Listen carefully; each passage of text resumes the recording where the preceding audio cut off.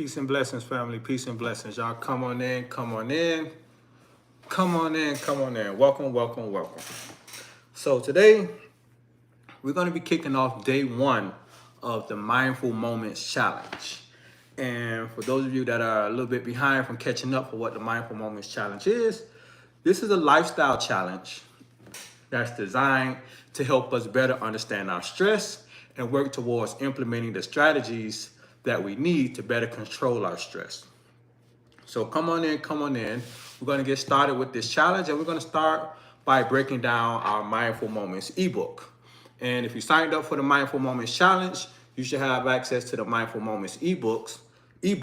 That way you can follow along as I read through today's introduction and get us started through this whole process. So as you come in, feel free to like the video, make sure you subscribe to the page so you can get alerts when I do go live. That way you can stay up to date with everything I'm talking about as far as health and wellness directly related to blood pressure and everything else. So thank you all for joining in. I'm going to go ahead and get started with our Mindful Moments ebook. And basically, we're going to kick this challenge off. So again, this is a stress-related challenge specifically designed to help us understand the different tactics and strategies to apply to our lifestyle to manage that stress. Because one thing about stress is that stress is always going to be there. It comes from many different angles. It could be work-related. It could be at home, children, your spouse, you name it. Stress is going to be there. But understanding how to properly manage this stress and handle those situations is going to be very, very key, especially when it comes down to gaining control of your blood pressure and ultimately working your way off of these pharmaceutical pills. Because again, that's what all these challenges are about. It's about getting control of our blood pressure and working our way off of these pills and just gaining better control of our health. So the Mindful Moments Challenge ebook is all about those different tactics and strategies. And now, instead of dragging this thing along, I'm gonna go ahead and get started. And we're gonna start going through some of these different chapters. So we're gonna start with understanding the link between stress and high blood pressure. Then in chapter 2, we go to the nervous system, understanding the ins and outs of the sympathetic and the parasympathetic nervous system. Number 3, we're gonna connect the dots between the stress and your blood pressure. Number 4, we're going to have that mindset shift. It's going to be very, very important. Number 5 is the strategies for stress management. Number 6 is going to be building a stress resilient lifestyle. And number 7 is we're going to be monitoring your stress progress. So I laid this challenge out to go over the course of the next 6-7 days.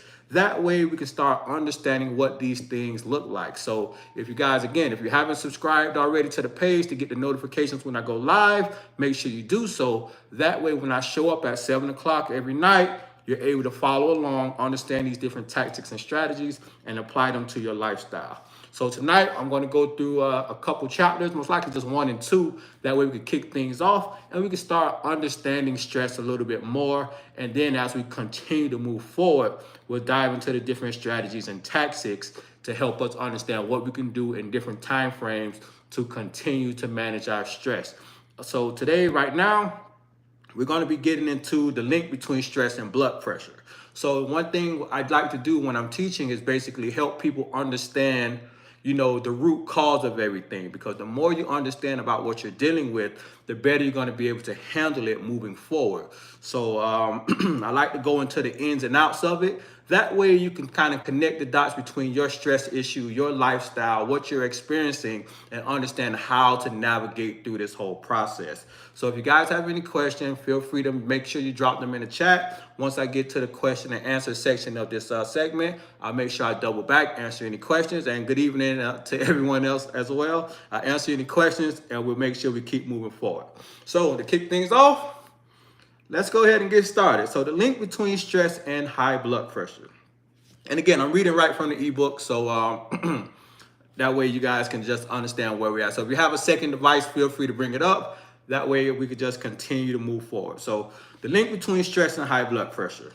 Hey there, welcome to a chapter that's all about unraveling a mystery that affects so many of us, stress and high blood pressure. You've probably heard people call them the silent killer, right? Well, they didn't get that nickname for nothing. These two are like partners in crime, each making the other worse. So what's the real deal between them? Well, stick around because we're about to dive deep into the relationship and figure out why it's so darn hard and why it's so important to keep stress in check if you want to make sure your blood pressure stays on the friendly side. Before we connect the dots between stress and the pesky blood pressure issues, let's get to know what's actually going on inside you when stress hits.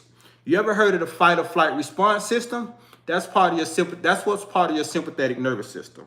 So yeah, that's your own emergency siren, and it's orchestrated by this cool thing called your sympathetic nervous system.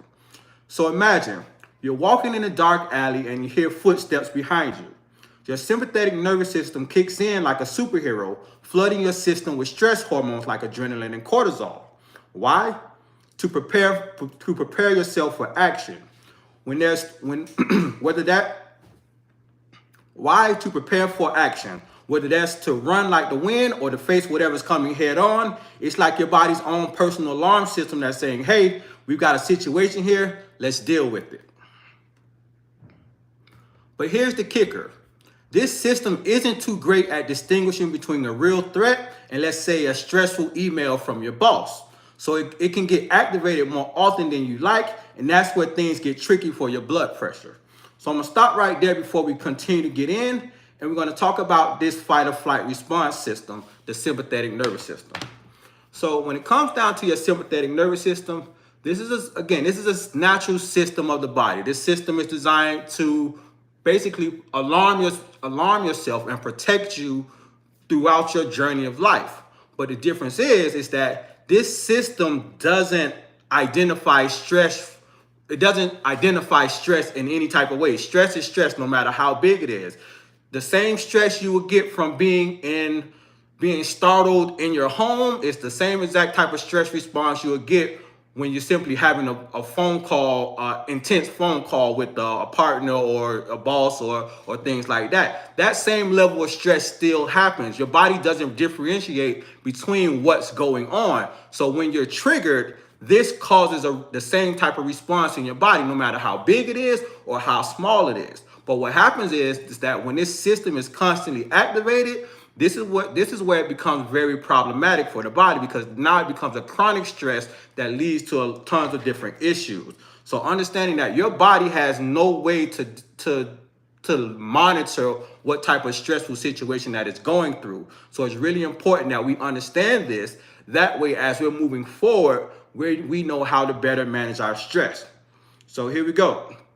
Immediate effects on blood pressure. When stress hormones are released, several physiological changes occur. Your heart rate increases, the blood vessels constrict, and your blood pressure rises. These changes are meant to prepare your body for quick action. However, when stress becomes chronic, it can lead to prolonged high blood pressure, also known as hypertension. Chronic stress and high blood pressure. While acute stress may cause a temporary spike in blood pressure, chronic stress can lead to a long-term hypertension issue. This is due to the constant activation of the sympathetic nervous system, which keeps your body in a heightened state of alertness. Over time, this can damage blood vessels and lead to plaque buildup, further elevating blood pressure levels. Stress and our lifestyle choices. Stress often leads to poor lifestyle choices that can indirectly contribute to high blood pressure. And these include unhealthy eating habits, lack of physical activity, excessive alcohol consumption, and smoking. Each of these factors can independently raise your blood pressure, and when combined with chronic stress, the effects can be even more detrimental. Stress and high blood pressure often creates a vicious cycle. Stress leads to elevated blood pressure, and the worry about health can cause even more stress, perpetuating the cycle. Breaking the cycle requires a multi-phase approach that addresses both stress management and lifestyle changes. Understanding the link between stress and high blood pressure is the first step in breaking the cycle and taking control of your health. By recognizing the physiological changes that occur in your body due to stress, you can take proactive steps to manage both stress and high blood pressure effectively. Moving to chapter 2, the nervous system. This chapter is going to make you a mini expert on the nervous system. Ever want to know who's pulling the strings behind the scenes when you react to stress, joy, or even a surprise birthday party? Yep, it's your nervous system. Let's dive in and get to know this incredible network that's basically the CEO of your blood pressure. So I'm reading this because I'm not even sure. I wrote it a little bit different, so it's just making me laugh a little bit. All right, first things first. The nervous system is the internet of your body, connecting your brain to every nook and cranny from your fingertip to your toes. It's divided into two main parts: the nervous system, the central nervous system, and the peripheral nervous system. Think of the central nervous system as the main server and the peripheral nervous system as the connected devices. So we're going to dive right into this right now so you can understand the ins and outs of these systems and how they connect to your stress response and your blood pressure. The central nervous system is where the magic happens. It's made up of your brain and your spinal cord, and it's like the control room that makes all the big decisions. Whether you're deciding to eat that extra slice of cake or calculating a math problem, your central nervous system is in charge. Now for the peripheral nervous system. The peripheral nervous system is like the peripheral nervous system is like the the delivery service of your body. It takes orders from the central nervous system and makes sure that it gets the address right, your organs, your muscles, and your skin. It's the reason you can feel a warm hug or the chills of an ice cube. So the central nervous system dictates everything that's going on, and your peripheral nervous system makes sure that you can feel and experience everything that's happening in that particular area. Now we got to tie it into the most important parts of the nervous system, which is your sympathetic and your parasympathetic nervous system. And this is where the stress response is directly connected to. Now let's talk about the stars of the show, the sympathetic and the parasympathetic nervous system. These two are subsets of the peripheral nervous system, and they're like a yin and a yang. So now we're going to talk about the sympathetic nervous system and the parasympathetic nervous system, because again, both of these systems are very, very important when it comes down to stress management. Now, when you talk about stress, we always talk about the fight or flight response system, which is your sympathetic nervous system. Now, on the back end, the opposite side of the system is called your parasympathetic nervous system, and it also has a nickname, which is called your rest and digest system. So the sympathetic nervous system is the fight or flight. The parasympathetic nervous system is the rest and digest. And both of these work in opposition throughout the body. Now, whenever we're stressed, that sympathetic nervous system is heightened. And when you're dealing with blood pressure issues, there's always some type of elevation going on in the sympathetic nervous system, and this is causing the stress levels to be increased, and a lot of things start to take place, including some low-grade inflammation that continues to contribute to the blood pressure issues. So the sympathetic nervous system, this is your body's fight or flight manager. When you're stressed, it pumps you full of adrenaline and preps you for action. It's like the hype man at a concert getting you all amped up. The parasympathetic nervous system, after the concert's over and you're back home, you need someone to help you chill out. Enter the parasympathetic nervous system, your rest and digest guru. It helps you calm down, lowers your heart rate, and helps you to relax. Why does this matter? The stress and the blood pressure, why it matters for stress and blood pressure, and this is where it gets real interesting. The sympathetic nervous system, while awesome for escaping dangerous situation, it isn't great when it's activated all the time by modern day stressors like work deadlines and traffic jams. So understanding that the constant activation can lead to high blood pressure and other health issues. That's why understanding how to switch gears and activate your parasympathetic nervous system is key to managing your stress and keeping your blood pressure in check. So understanding that turning point in between just your sympathetic nervous system and your parasympathetic nervous system is very simple. So when you're triggered, let's say you're driving in your car, someone cuts you off, and all of a sudden you're yelling and you're screaming and they're going back and forth at you. I see it all the time. Right in that moment, both individuals are triggered, their sympathetic nervous system is heightened, and they're responding to this situation. Now, when you're dealing with stress and dealing with blood pressure issues, it's very important to understand how to manage these types of situations. Now, once the stress has already occurred and your body is in this heightened stress mode, it's very important that you understand how to activate the sympathetic nervous system and bring your body back into control. Now, as we progress through this chapter, we're going to understand how to prevent ourselves from even getting triggered to this point. But it's also important to understand that these things happen just that fast. But knowing how to bring ourselves back down, regaining control of the situation is going to be very, very important, mainly because now, once that damage is done by the spike in cortisol and adrenaline from this type of situation, you need to know how to manage that, bring it back down, and that's by activating the sympathetic. That's by activating the parasympathetic nervous system, your rest and digest system. So both of these systems, they have very important roles. Neither is more important than the other, but specifically relating to blood pressure issues, we have to understand how to manage them and keep them balanced throughout our different situations.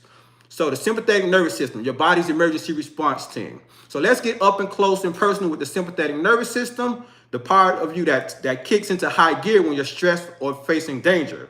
Think of it as your body's own emergency response team, always on standby, ready to jump into action. Let's break it down. So here we go. What is the sympathetic nervous system? Its main job is to prepare your body for intense physical activity, usually in response to a threat or stress. It's all about the fight or flight mode. How does it work? Imagine, oh, hold on. I think I might have I found a blooper inside of my book. Here we go. Let me skip this page real quick. Yeah, so I found something inside my own book. So cool, that's fine. So I guess I'm gonna have to go without the book for a second until I make the adjustments on that. So back to the sympathetic nervous system. So understanding this system and its connection, and I want to start into understanding how this stress starts to get triggered. So once you're triggered, your brain starts to send out signals throughout your body, and once these signals are released, these hormones start to get triggered and get sent to different places. One of the main places that go to your heart. Once these hormones and adrenaline kicks in, it starts hitting your heart. Now your heart starts to pump faster. Once your heart starts to pump faster, the blood flow starts to increase. Reason being, now the body has to prepare for a dangerous situation. It prepares for a fight or flight, even though you might just simply be yelling or arguing on the phone or having an intense situation somewhere. Your body prepares to either fight for its life or run and escape this dangerous situation. So now, when this happens, hormones start to flow. Adrenaline is flowing, cortisol is flowing, and it's going everywhere. And what's happening is the heart is pumping harder, and those blood vessels are starting to constrict. And it constricts in certain areas, particularly in the digestive system. When this constriction happens in the digestive system, this happens for a few specific reasons. And think of it this way. When it happens in the digestive system, let's say when you're in fight or flight mode, the last thing your body is trying to do is digest any food that's inside of the stomach. So now the body constricts these blood vessels in this area. It limits the blood that's flowing to the digestive system, and it sends the blood to the extremities, such as the arms, the fingers, the legs, because now these muscles in these areas need to prepare for whatever physical altercation or whatever action that may be occurring. Now this flow, this increase in blood, increase in heart rate, increase in blood flows, it stimulates the body as a whole. Now your blood pressure is elevated in that particular moment. Although the situation may not be intense, this is what's happening. This is what's happening. And now during this process, this elevated blood pressure is causing small microscopic tears that happen to what's called your endothelium system. And the endothelium system, which I talk about quite often, is the protector of your cardiovascular system. It's the innermost lining of your blood vessels, and this innermost lining is getting damaged. It's the protector of your cardiovascular system, but this high intense blood pressure, as it's happening consistently, is damaging these cells that's there, and now they're not able to do their job. And these cells have three main jobs. The first one is to produce nitric oxide so the blood vessels can dilate. The second one is that they need to stay close together to prevent things from going into the inner part of the body. And the third thing is they need to stay smooth so all the blood can flow through smoothly throughout the blood vessels. Now, when they're continuously getting damaged, now they're not able to function properly, and this leads to a ton of other issues that can occur right afterwards. So understanding how to switch gears is very, very important to minimize this damage and prevent this continued stress to to prevent this continuous amount of stress from happening. So this is where we have to switch into activating what's called our sympathetic nervous system, our parasympathetic nervous system. So those are all the actions of our sympathetic nervous system, which is our fight or flight response system. And now we're going to get into our parasympathetic nervous system, which is our rest and digest system. So as we're in this situation where our stress hormones are flowing and adrenaline is running, cortisol is flowing, and we're in this situation where we're just up and going, now understanding how to activate our parasympathetic nervous system is going to be very, very important. Now, there are several different techniques that we're going to talk about throughout this process, but right now, I want to give you an understanding of how the parasympathetic is related to the sympathetic when it's actually up and going. So when you're triggered, the nervous system is heightened. The sympathetic is up there. Now we have to understand how to bring this sympathetic down and bring balance back to the system. So understanding the parasympathetic nervous system is the complete opposite, and this is your rest and digest system. And you activate this system largely by regaining control of your whole nervous system. And one of the best ways to do so is by controlling your breathing. Because when you control your breathing, you control your heart rate. When you control your heart rate, now you bring your heart rate down and you start to control your blood pressure and reverse the effects that are going on from the sympathetic nervous system. I keep getting them tangled up. I don't know why I always do that. But you start to activate your parasympathetic nervous system, and you start to reverse the effects that's happening. Now your heart rate starts to come down. When your heart rate comes down, the adrenaline and cortisol that's pumping and flowing all throughout the body, it starts to reset and starts to get removed from the bloodstream. But most importantly, your blood vessels start back dilating, and it starts to allow for your blood to flow through a lot smoothly to go where it needs to be. But most importantly, it reverses those damaging effects that's caused by the sympathetic nervous system. So moving forward, our studies are going to be all about understanding the different pathways to activate the parasympathetic nervous system and understanding how to make this work for us. Because as an individual, we must understand what our triggers are and understand how to apply the appropriate strategies in each situations. So what I want to do now, I want to talk about some of these different situations along with the strategies that we can apply to help us better understand how to maneuver through each particular one. So one of my favorite situations is pretty much my own situation where I'm usually finding it where it happens to me the most. Mainly because a lot of times when I'm homeschooling, I'm with the children, things happen like so fast with kids, whether someone's climbing in the cabinet and they break something, or, random things. So in those situations, one of my go-to techniques is just deep breathing, diaphragmatic breathing in particular.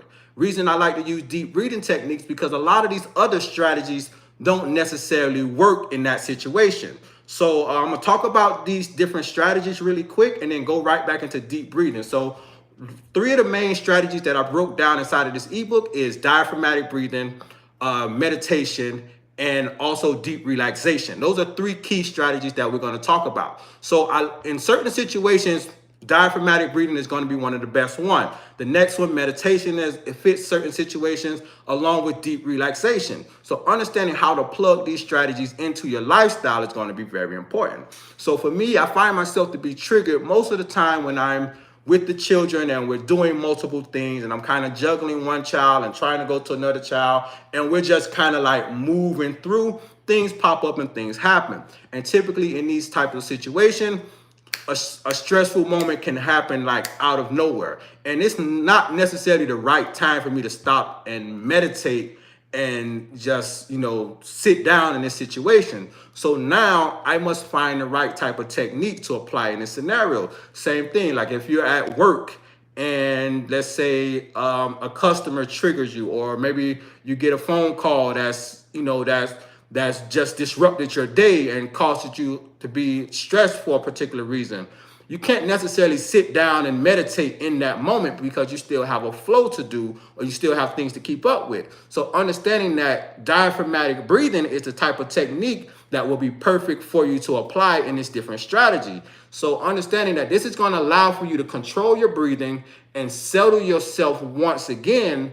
That way you can bring that heart rate down and also reverse the effects of that sympathetic nervous system that's triggering you in many different ways. So applying the diaphragmatic breathing strategy is ideal in that situation when you're on the go, you're moving about, and you don't have time to stop. Let's say you're in that car and you just get cut off and you're just stressed in that moment. It's easy to just sit and breathe through that particular situation. One of the best diaphragmatic breathing strategies is what's called the 4-6-8 type of strategy.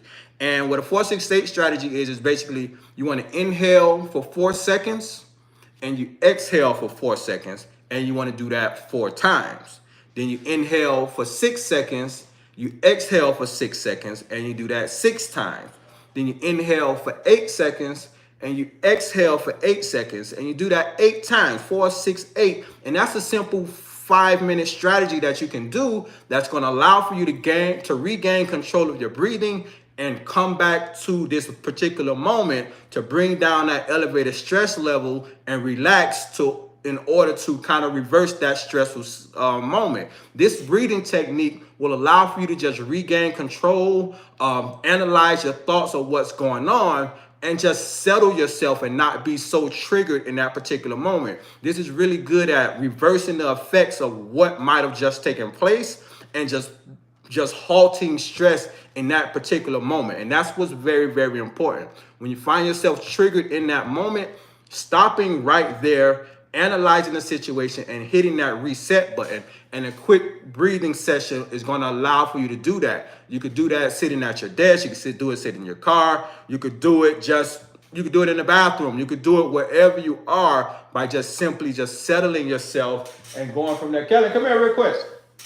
By just simply settling yourself and going through the whole motion of it. So diaphragmatic breathing is definitely one of my main strategies. Yeah. Grab this for me right there real quick.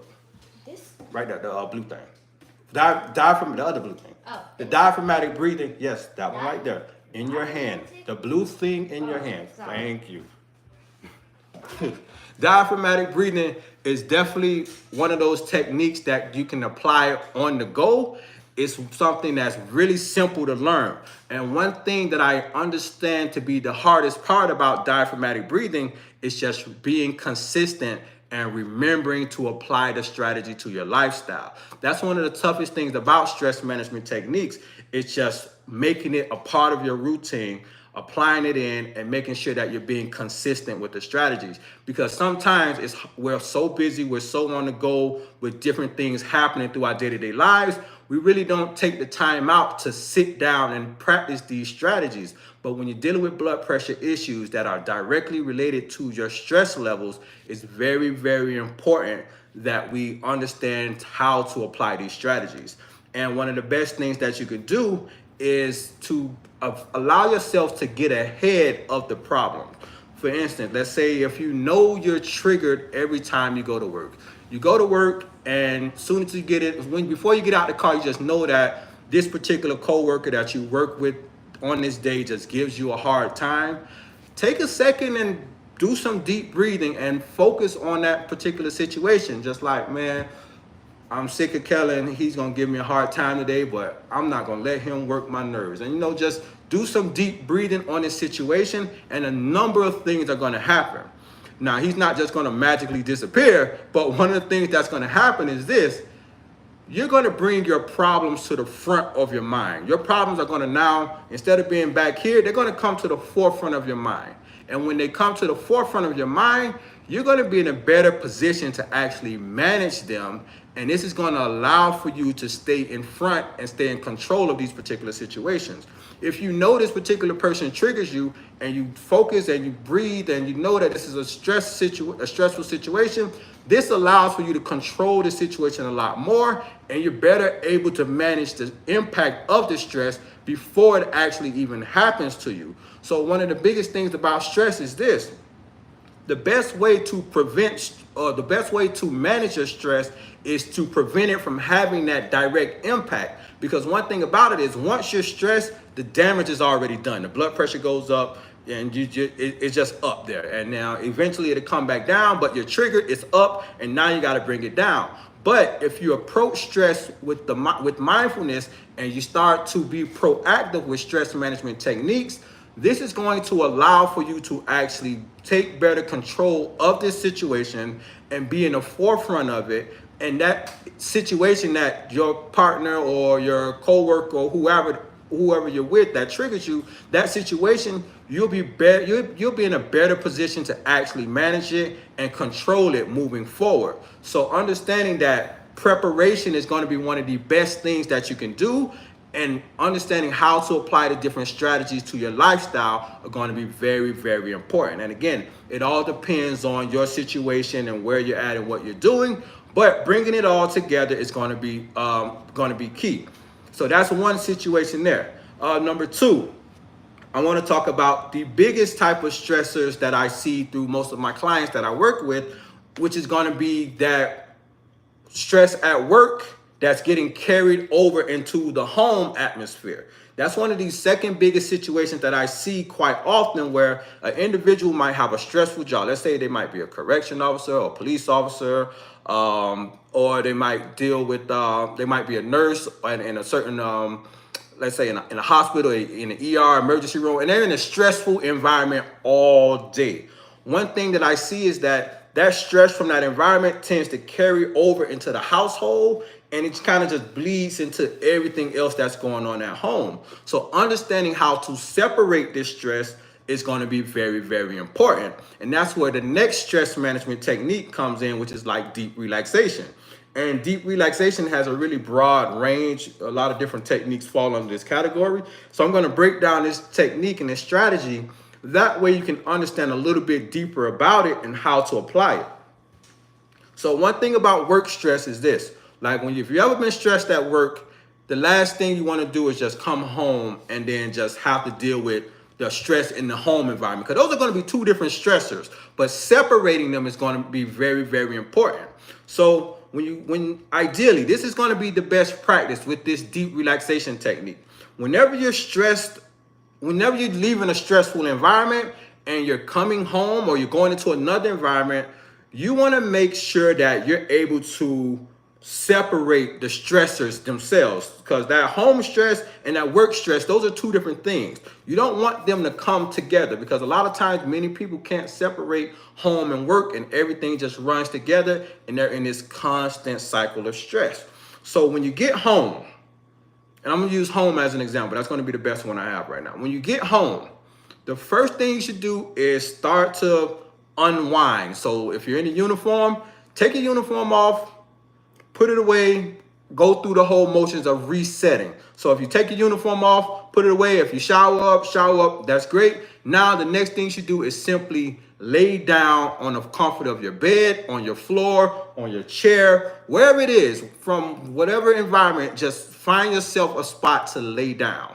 And this is your deep relaxation technique. And the reason I say lay down, because you need to relax and allow for that stress to just kind of run off of you. Now, you might have been in a car ride, or you might have other things to do, far as, the household and children and XYZ, but being able to separate is going to be very, very important, especially if you're already being triggered by stress and you're dealing with the blood pressure issues. Taking the time for 15, 20 minutes to do a deep relaxation technique is going to be very, very important. So when you do get yourself reset, simply lay on your bed, lay flat on your back, lay your arms flat out, and just let your body just lay there.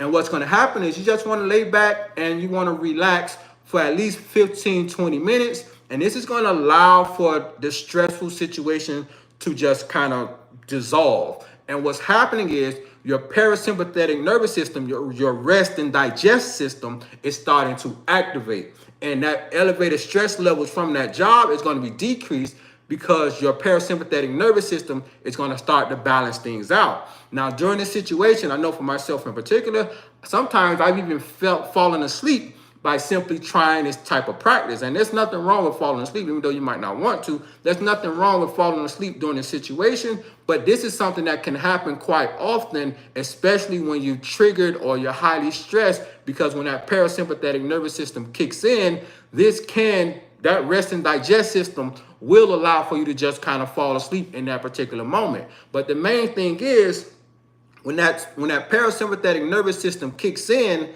this is going to allow for that stressful situation, you leaving work, that whole environment. It's going to allow for that situation to dissolve completely and allow for you to transition into your next environment without carrying that excess baggage from work or from wherever you might have came from. And this is just going to allow for those things to just settle down. Now, once you get up, you have a fresh approach to what you're doing, whether it's helping children with homework, preparing more food, preparing dinner, or doing XYZ tasks that's different from what you're doing. Now it allows for you to get back into this environment and get into a flow without that excess stress. Because a lot of times what happens is we leave work, we pick up children, we do this and that, we come home, and then we're into life just like that without even separating or breaking it. But understanding, if you're triggered by stress and you know this is a problem, you have to break this cycle. And simply doing 15, 20 minutes of deep relaxation, it's going to allow for you to separate these different things. And that's going to be very, very important. You have to be able to separate these different issues and allow for your stress response or your parasympathetic nervous system to come into play to bring these things down, to bring that stress level down. That's going to be something that's very, very big. And the more consistent you can do this, it's going to be very important. Now, some people may think that, man, I can't just stop in the middle of my day and, sit down for 15 minutes. And I can guarantee you, it's not as hard as it seems. Like, you really can do it. You just have to prioritize this time. I can guarantee you, I spoke to a guy a couple of days ago and we were talking about stress. And what he does is he usually just take his phone and hang out in the bathroom away from everybody else. I'm like, that's the same thing. Close your room door, lock it, tell your family or your friends or whoever you're with, say, hey, I need 15 minutes to myself. I need to relax my mind. That's prioritizing your stress management. Simply telling your partner, your kids, or whoever what you need is going to be the first step. You have to communicate what you're dealing with and what you're doing. Because if you I can guarantee you right now, if I get off this call and I go inside of my room and close my door without saying anything to them, they're going to come in here knocking on my door like, hey, daddy, I need this. Hey, daddy, I need that. And they won't respect that boundary that I'm trying to put up. So whenever I am practicing any type of stress management techniques, I usually communicate with whoever is around me. That way they know where I'm at, they know what I'm doing, and they know not to bother me at that particular time, so I can get these things done. And I can guarantee you that if you take the time to apply these different strategies, you're going to allow for yourself to create a flow that's going to help you better manage your stress, because it's all about developing a practice. Because one thing about stress management techniques is this: you have to develop a practice to actually get the results. You cannot use it as a band-aid. You can't be like, oh, I'm stressed, let me do some deep breathing, or oh, this happened, I'm going to go meditate real quick. You can't use it as a band-aid. You have to use it as a practice, because once you get into creating a routine and a practice of managing your stress through different stress management techniques, it's going to do something amazing for you. And the first thing that it's going to do, it's going to allow for you to not be so triggered by specific situations. Certain things are just not going to bother you as much as they used to. Like, I can definitely say this from a situation that happened yesterday. My youngest daughter was sitting at the table and she was eating dinner, and she was the last one. She always eats slow for some particular reason, but she was the last one, just taking the time, singing and eating, doing whatever. I was sitting right there, and for some reason, she started turning around and spinning in the chair. And I told her several times, Cree, stop spinning in the chair, as I was doing what is what. So eventually, she ended up knocking her bowl off the table. It flipped over, and she had quinoa all over the floor. So now I'm looking at her, and I'm like, okay, it happened. And typically, I would have been upset about the situation because one, I already told her stop spinning around. Two, now she created a mess that I have to clean up. And three, she needs to eat still. So it's a domino effect of things that occurred. But in this particular situation, I looked at her and she was kind of upset and, about to cry.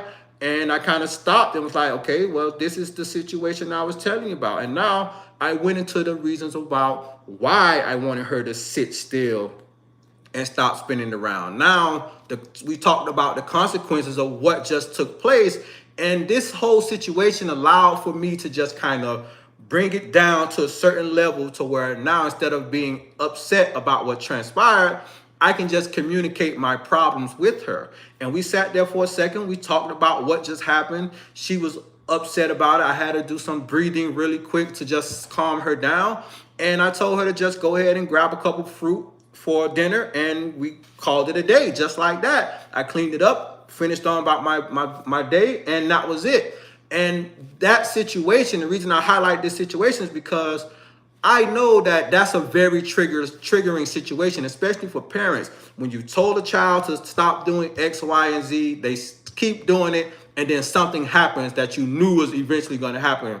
And that type of triggering situation for many individuals, it happens and it can cause an increase in stress. And it can cause increase in stress that triggers our blood pressure in many different ways. Because understanding that if I would have responded to that by being upset or yelling or sending her to a room or, just shouting, that doesn't solve the problem because this situation has already occurred. And in fact, it's just going to heighten the situation because now she was already upset and starting to cry. Me yelling would only intensify and cause her to be more, triggered. And now we have a bigger situation. And now not only will I be stressed, she's going to be stressed. And the problem is still going to be there. So how you manage your stress is very, very important. Because one thing about it, again, the stress is always going to happen. But how you respond to these different triggers is going to be important. And when you develop a practice, this practice is going to allow for you to actually just be more mindful in these particular moments. That way, that coworker that might be always out of line doing something incorrectly, or that child that's maybe struggling with a certain situation, it allows for you to better approach it and handle it more appropriately. That way, moving forward, the situation just doesn't bubble and cause a stress for everyone that's involved. So, these different tactics and strategies that we're going to continue to move through are very, very important. But, again, it's all about developing a practice. So when it comes down to developing a practice, this strategy is going to be important. So understanding this, one of the first things I did with managing my stress was I set an alarm on my phone. And with my alarm on my phone, I revolved it around two different techniques. I'm talking about one first though. I revolved this one around my deep breathing techniques. And I set an alarm and I put it 3 times per day. I did it in the morning, in the afternoon, and at nighttime. When I set this alarm, what happened was this alarm would go off randomly throughout the day, and I would take the time to stop and do some deep breathing exercises. This allowed for me to turn it into a practice. And typically what would happen is it'd go off around, I think usually like 1 o'clock in the afternoon. Sometimes I would be a little busy, sometimes I wouldn't. And then what I'll do is, okay, let me just stop and do some breathing exercises real quick. And that will allow for me to get myself in the mindset of practicing this different types of strategies. So again, you could take this same type of formula, just simply take out your phone, and you want to set a couple of alarms. Make it ideal for the time frame around you. Let's say you typically have to be to work at 9 o'clock. You pull up at 8:55. You want to make sure you just set an alarm that goes off around that time frame. So when you're getting out the car, it reminds you to, hey, before you go into work, do some deep breathing exercises. And that little simple reminder with it going off, it'll help you get a little bit more in tune with building a strategy behind these different types of techniques. And as it goes off throughout the day and you find that space to apply it, just simply stop and breathe, or simply stop and do a different type of routine, whatever routine you decide to choose. Just simply stop and apply that. And this is going to help you build up this strategy. That way you can start to manage your stress a whole lot better. and get into this routine of actually doing this. And one thing that I always notice is that some people aren't comfortable with doing certain types of stress management techniques, and that's totally fine. Not being comfortable is one thing, but it's really about finding the strategies that works for you and things that you're comfortable doing. And that's why we're laying out so many different techniques that you can apply in different areas and just basically work your way through it, because every technique is not going to be for everyone. Reason being, our lifestyles are different. Everything is different about each and every one of us. But having a technique that you can apply in different situations is going to be key. But again, it's all about managing your stress and applying these strategies applying these strategies as a, what's the word for it? Applying these strategies as a, I don't know why I can't think of the word, but applying the strategies consistently as a practice to make sure that you can actually reap the benefits from it. So if you guys have any questions, feel free to drop them inside of the chat. That way I can answer any questions about stress management. But understanding these different things are going to be very, very important. There's countless different triggers that anyone can experience regarding stress, but just knowing what to do in these different situations are going to be important. So one thing I want to get into directly is the best stress management technique for your blood pressure. And this is going to be what's called transcendental meditation. Transcendental meditation is going to be one of the best techniques you can do directly for your overall stress, but more so for your blood pressure. Transcendental meditation has been scientifically studied and studied in many different medical journals for its impact that it has on lowering blood pressure numbers. You're talking about lowering your diastolic and your systolic number by 9-10 points. And that's a big drop simply by doing some meditation. That's a very, very big drop. So understanding transcendental meditation is going to be very, very key. Now, when you look up transcendental meditation, this is a practice that goes back a long time. I want to say centuries. It's a practice that goes back for quite some time. And when you try to learn it as an individual, it can be somewhat difficult to get a hold of. And this is a technique that's really, really hard to teach. Let's say virtual on the internet. It's really important that when you're applying the transcendental meditation technique, you need to have a coach that can be with you directly to walk you through the process and give you a firm understanding of it. But I do have some tools that I'll give to you guys. That way you can understand how to move through this practice to better understand it. Because when you understand transcendental meditation, this is going to allow for you to really hit this reset button on your stress. And all these other techniques that we have, they're just a part of the system. But that transcendental meditation is really going to turn that light on when it comes down to managing your stress and allow for you to really gain more control over your overall lifestyle. My transcendental meditation technique, I practice twice per day.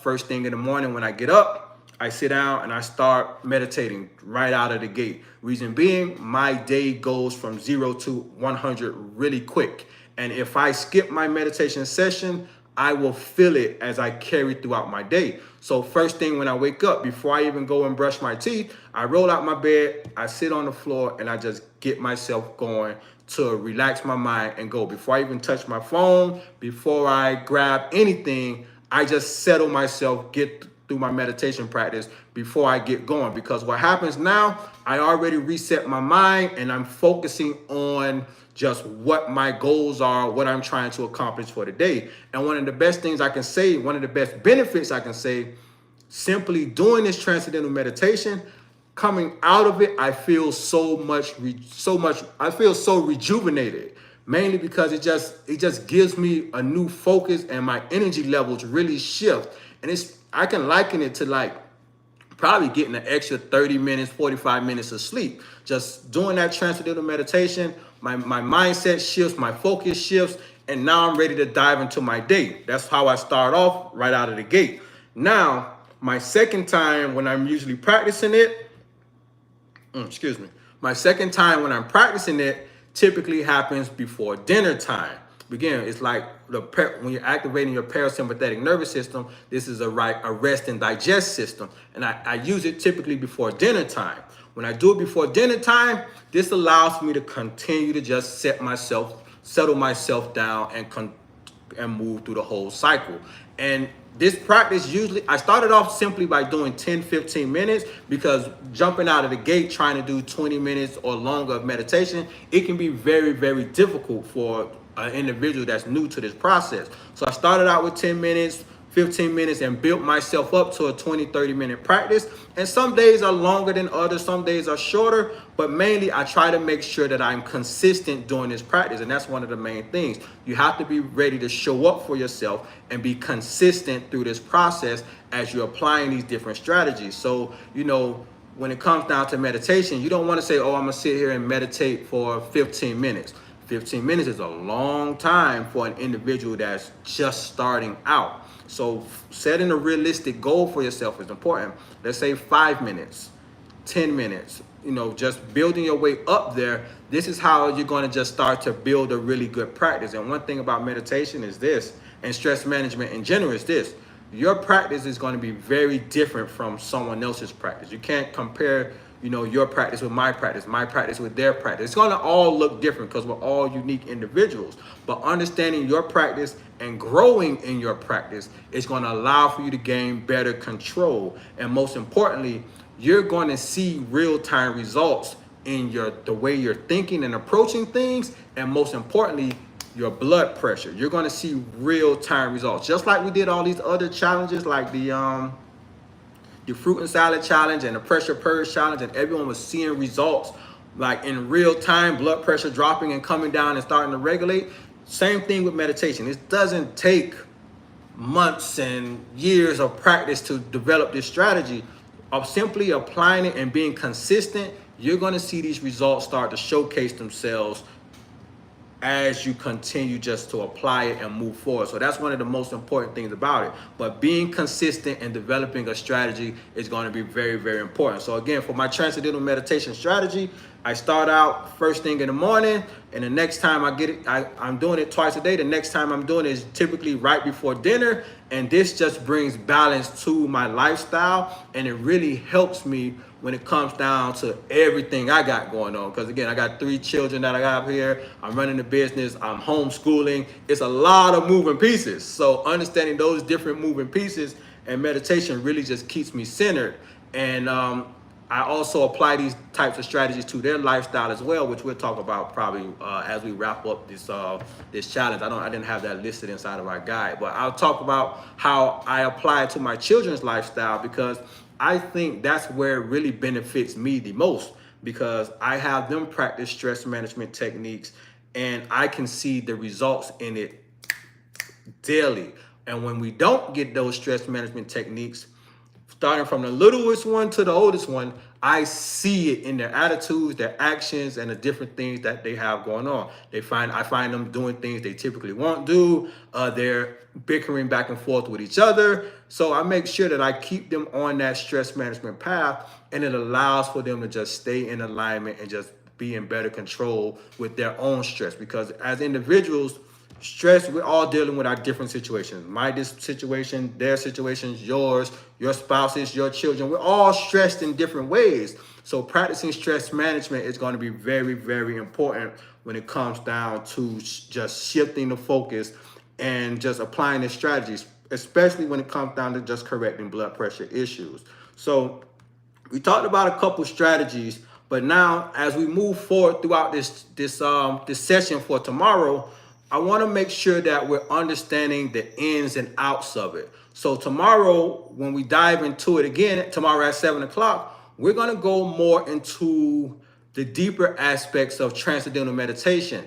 We're going to go to the deeper aspects of transcendental meditation, diaphragmatic breathing, deep relaxation techniques, and just the aspect of applying it strategically to our lifestyle. So I don't see any other questions that are here. If you guys have one, feel free to drop it in, but I don't see any other questions there. But moving forward, it's going to be all about understanding these techniques and how they work within the body, because I don't want to say, hey, do meditation and it activates your parasympathetic nervous system without giving you the full disclosure of what's actually occurring. And I also want to go into just the understanding of these different techniques as well. Reason being, I can say meditation and someone can say, no, I'm Baptist, I don't meditate because it's against my religion or my belief system. So we have to understand, like, where does this meditation fall in these different categories? Because one thing we should understand is this: meditation isn't a religion. It doesn't work that way. Because ideally, when you think about meditation, the first thing comes to your mind is a Hindu monk or someone in an orange robe sitting down, fingers, legs crossed, and they just zenned out and omen for however long. You think about those different types of things. So understanding these practices, where they come from, and how they align with our lifestyle is going to be very, very important. And tomorrow, in the next couple of days, we're going to be breaking those down. That way you can understand these things and be confident in your strategy moving forward. So I don't see any other questions coming through. I appreciate each and every one of you for tuning in. Tomorrow at 7 o'clock, we'll be back here going a little bit deeper into these different strategies. And I hope to see you guys there. Blessings.